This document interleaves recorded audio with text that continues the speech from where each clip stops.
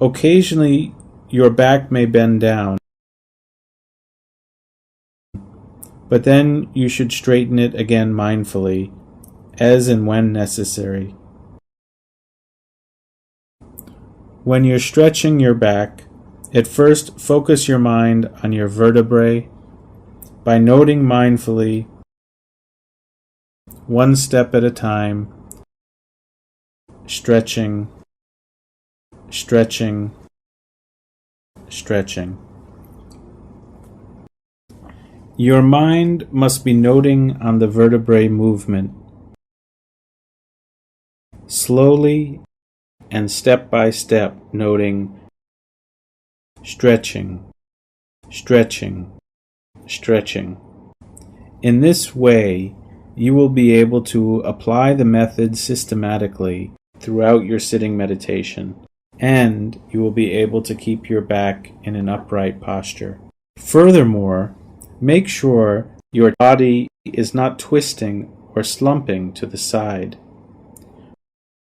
When you start sitting, your chin, navel, and touching point of your thumbs must be in a perfectly straight line.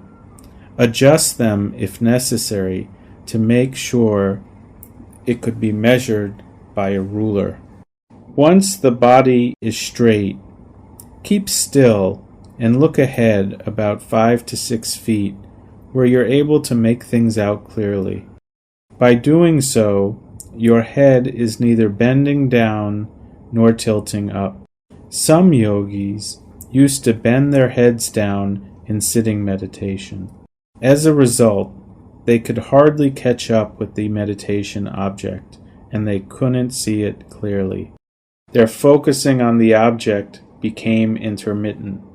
Sometimes, frequent disruptions in noting occurred. You should be careful about this. If the head is bending down, lift it up and start doing the 4 guardian meditations as described above. If you do these step by step, you will feel relaxed from the previous walking or other activities. Do not rush to note the rising and falling at the moment you sit down.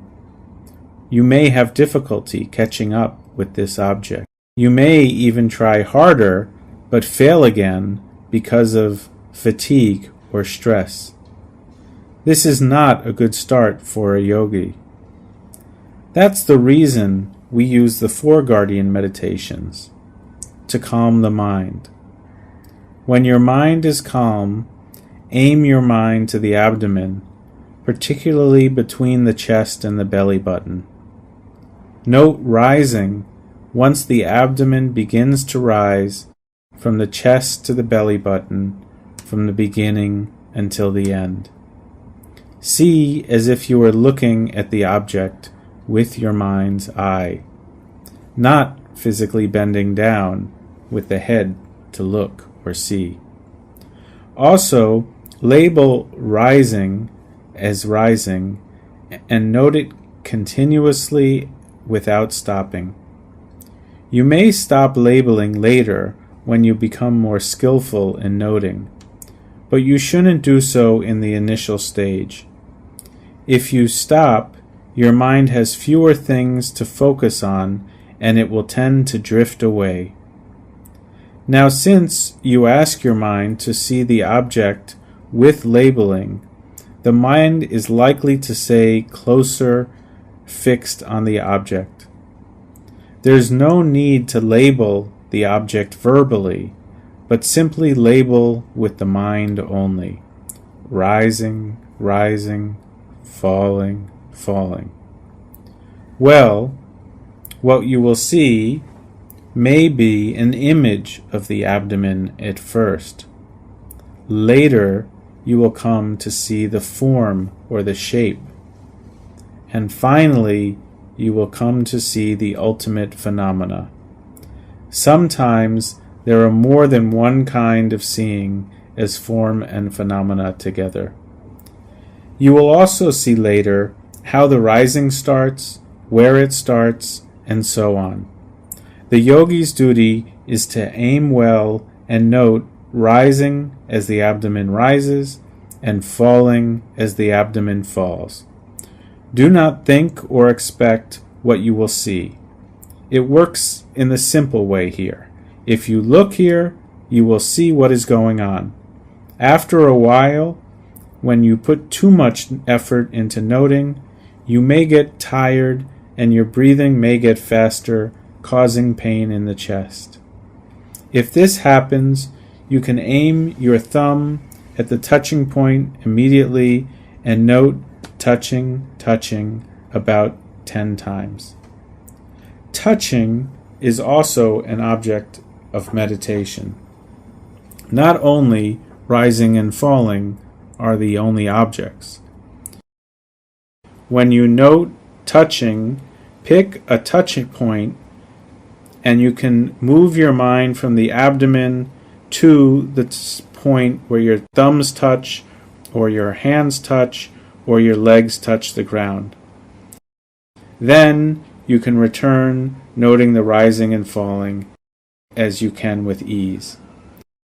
Repeat this process, noting the touching as you find necessary, and after noting touching about 10 times, you can return your attention to the primary object of rising and falling. So you will move between object to object. If you note touching alone in detail and with mindfulness, you will be amazed to find so many details. Touching looks very simple, but if you note respectfully and mindfully, you will clearly see complicated processes of physical phenomena working in your body. Sometimes you will have thought, and you are no longer able to note on the rising and falling. If so, you should note the thought as thinking. This means you do not take the subject of what you are thinking. Instead, there are some places where your noting arises, for example, in the rising and falling. Thought, however, usually arises in your head. Aim your noting mind where the thoughts arise.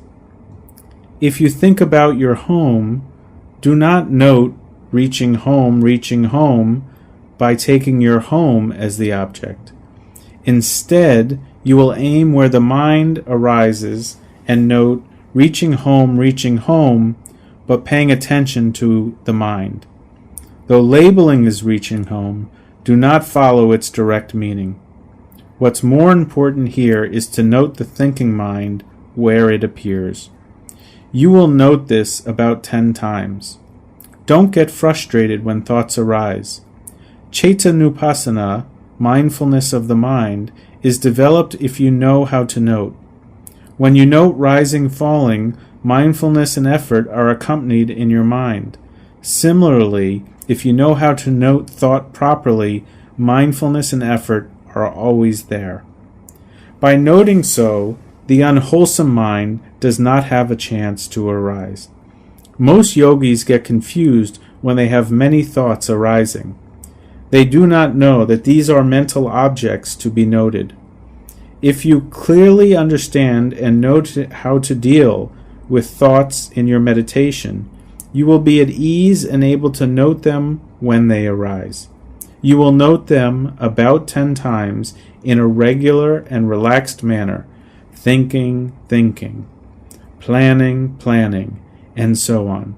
After noting 10 times, go back to the rising and falling and stay there as much as you can. Thought may arise just after a moment. Then you can note thinking again as described earlier. If you train your mind like this, later the thinking mind is likely to stop wandering. The yogi will not get frustrated with his wandering mind, and as a result, his mind will become calm, and he will be able to stay on the object of meditation, the rising and falling. Most of the times, mindfulness of the mind, or Vipassanā, was totally ignored or practiced very little, even though the instruction was given to do so.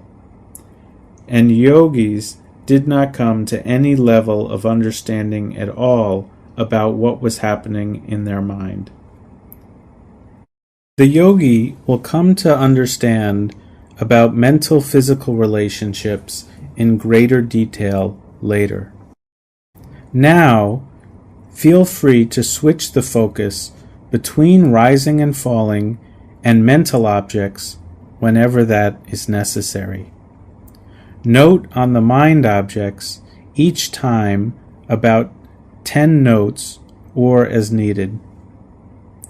Soon your mind will become steady and stay more focused on the primary object. Another object in sitting meditation is feeling. Do not get upset when unpleasant feelings arise.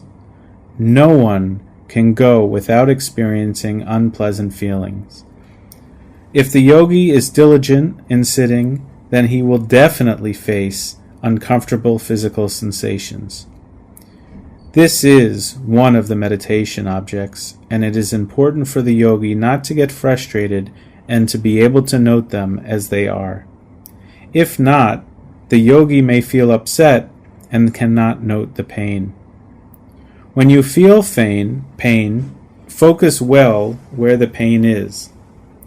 In fact, we are here working to understand the nature of the mind and body. An object like pain should be noted without failing.